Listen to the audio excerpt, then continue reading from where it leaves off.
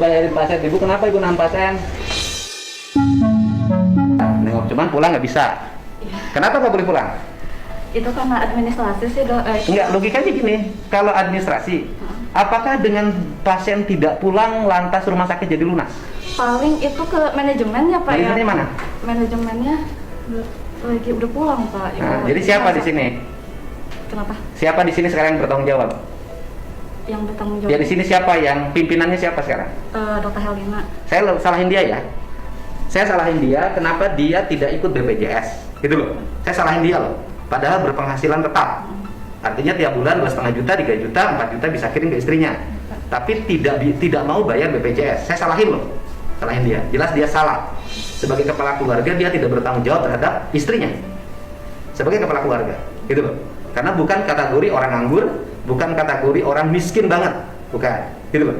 Semua orang harus dibenerin.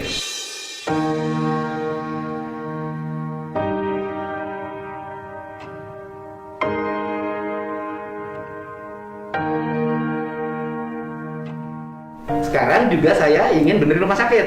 Cara ini nggak bener, gitu loh. Cara ini nggak bener, nahan pasien tuh nggak boleh.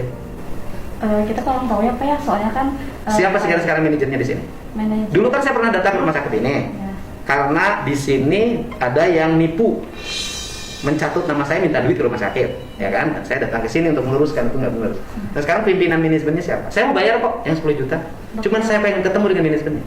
Paling ditelepon dulu gitu ya pak. Ya boleh, sok enggak. Rumah sakit apa namanya? Yang Rumah sakit Bunda Patria. Dulu kan direkturnya yang perempuan tuh. Iya masih. Siapa bu? Siapa? Dokter Helena. Nah. Halo, assalamualaikum bu. Ini ada Pak Dedi. Pengen ketemu sama Dokter Helena.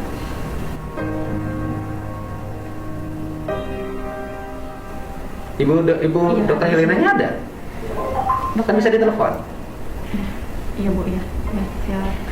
Ya. Bapak mau ditelepon dulu sebentar ya? Ya, ya, manajemennya mana? Yang bagian keuangannya saya bayar kok. Ayo bu, sok, ayo turun. Saya yang bayar, Pak. Ayo, sok. Ibu pulang, nggak boleh terlalu lama di sini. Bapak besok segera Bapak urus BPJS Bapak dan istri, ya. Jangan sampai nanti ada kejadian lagi, repot semuanya.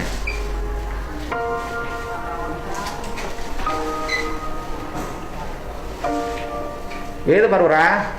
Jadi gini, saya juga tegur warga Pak Lurah. Iya. Kenapa ditegur warga Pak Lurah? Karena bukan kategori warga tidak mampu.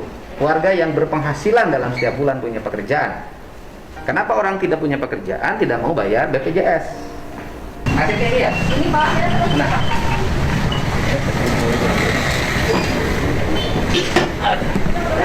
Ya Bu, bayar pasien Bu, Nani Suryani. Pak, ini ibu datang. Ya Bu, saya bayarin pasien. Ibu kenapa ibu nahan pasien? Saya nggak enak kenapa? Kenapa? Nggak boleh lagi. Ibunya, istrinya, anaknya mati loh, meninggal Bu. Kemarin itu kan memang untuk bayinya sudah dipulangkan. Nah, mestinya kan dikasih dong ruang untuk minimal nengok bayinya yang dikuburkan. Kita nggak, maksudnya begini Pak Dedi, kan kita itu nggak enakan ya. Dan keluarga waktu itu kita udah komunikasi juga sama bapaknya. Dan bapaknya bilang nggak minta izin buat pulang. Nah, ini kepala desanya tadi bilang mana kak desa? Enggak. Oh, kita komunikasi sama bapaknya kok, sama kepala desa. Pak Kepala Desa Tadi saya tanya nggak bisa pulang, pada anaknya meninggal. Punten Pak Dedi, kita nggak bilang nggak bisa pulang ya, surat izin pulangnya belum kita keluar. Kalau maaf Pak Kepala Desa ya, Ya, Bapak tadi tadi kan ngerekam saya tahu kok. Tadi Bapak tadi ngerekam saya ya pembicaraannya, saya kata ibu sama-sama kan tahu. gini, kata ibu belum bisa keluar dikarenakan surat izin keluarnya belum ada dikarenakan belum beres administrasi. Administrasinya. Saya sebagai kepala desa mau tanggung jawab, walaupun saya minta dicicil, tapi saya mau tanggung jawab untuk warga saya. Tapi kan tetap Bapak ibu bilangnya minta mau- jaminan. Ya, Minta jaminan, sedangkan orang itu orang nggak mampu. Minta jaminan apa? Begini Pak, Ya, harus Kepala Desa dijaminkan. maaf ya, prosedur kami dari awal ya, pada saat pasien masuk, bapaknya kita panggil berulang-ulang. Pak, ini bapak statusnya begini. Terus pada saat bayinya masuk ke ruang perawatan, kita panggil lagi, Pak. Kata bapaknya, iya nggak apa-apa. Maaf, kami sudah memanggil tiap hari. Mungkin bapaknya bisa dilibatkan. Kalau saya sih sikap saya netral tuh ya. Iya. Yang pertama bahwa saya negur suaminya. Kenapa istrinya tidak dimasukkan asuransi BPJS? Padahal punya penghasilan tetap sebagai sopir 2,5 juta sampai 4 juta itu saya tegur. Artinya bahwa itu nggak boleh, sikap seperti itu suami tidak bertanggung jawab terhadap istri, gitu loh.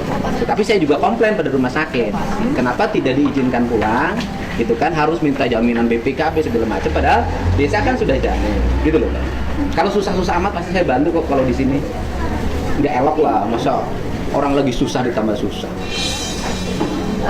Puntennya Pak Kepala Desa, kayaknya Pak Kepala Desa harus juga mengkliarkan ya, Bapak datang hari ini doang ya Pak ya, tidak hadir pada saat dari awal. Harusnya kalau Bapak bertanggung jawab sebagai aparat di desa tersebut, Bapak harusnya dari awal. Oh, saya datang Bu, pas begitu mau lahiran saya datang ke sini. Nggak ketemu sama saya. Tapi saya datang. Jadi Iya. saya itu jadwal saya. Saya juga tadi kan jaga habis ke rumah perpisahan sakit. anak pas di telepon, saya teh dok tolong punten tadinya saya libur tapi saya sempatkan ke Pak sama kita juga sama-sama Bapak punya warga, saya juga punya yang di bawah yang coba saya. Ya rumah sakit kan nggak boleh rugi dong. Iya. Kalau 14 juta di 4 juta rugi 10 juta. Kalau menurut saya sih nggak rugi ya. Untungnya hilang. Karena biayanya 4 juta tuh saya itu. Saya kan ngerti dia manajer rumah sakit. Untungnya hilang. Gitu. Kalau rugi enggak lah, karena biaya melahirkan tinggi keuntungan rumah sakitnya, maka orang pada bikin rumah sakit bersalin karena untungnya.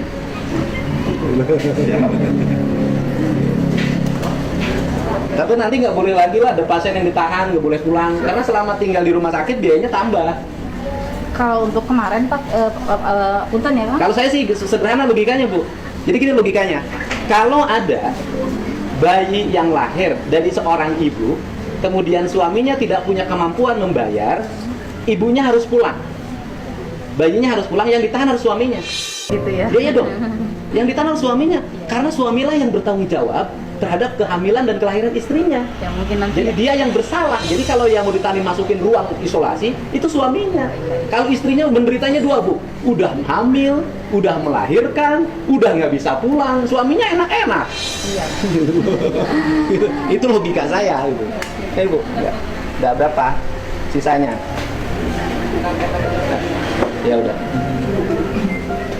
Tapi terima kasih juga rumah sakitnya udah bisa menganin. Iya. Karena kan ke Tamrin nggak ada ICU, di sini ada ICU, artinya ibunya sudah nyawanya terselamatkan. Itu harus ingat juga. Kita harus ngucapin terima kasih. Kalau nggak dibawa ke sini bisa jadi ibunya meninggal, gitu loh. Cuman prosedur nahannya salah. Harusnya suaminya yang ditahan. Sekarang harus setiap rumah sakit bikin aturan. Kalau istrinya melahirkan, nggak bisa bayar, suaminya tahan. Enak aja ngehamilin nggak bisa tanggung jawab. Udah Bu?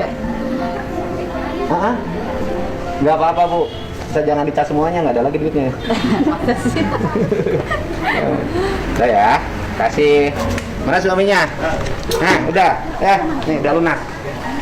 Ya, janji dulu sama saya, istri kamu masukin BPJS. Ya. Awalnya dia lapornya pengen BPJS Pak. Masukin BPJS habis ini, nggak boleh lagi, ya kan? Jangan sampai kamu jangan milih yang bayarin. Bapak satu lagi. Bu ya, nanti nggak boleh lagi ya. Ya, Bapak. Jangan ada lagi dong, nggak enak, nggak enak. Karena rumah sakit ada fungsi sosialnya. Ini bukan ya? Iya, ini istrinya.